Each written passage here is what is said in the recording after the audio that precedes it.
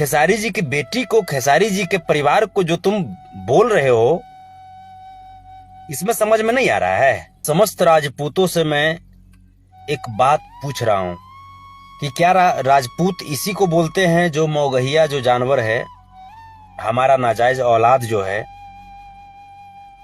क्या इसी को राजपूत बोलते हैं? नेटहवा है, कलुआ है, दोनों। क्या वो जो कर रहा है वो आप सबको दिखाई नहीं दे रहा है? एक यादव कलाकार की बेटी, उनके परिवार के ऊपर तमाम तरह की भद्दी भद्दी गालियां दे रहा है। वो तमाम तरह की बात, रेप करने की बात कहता है, हत्या करने की बात कहता है।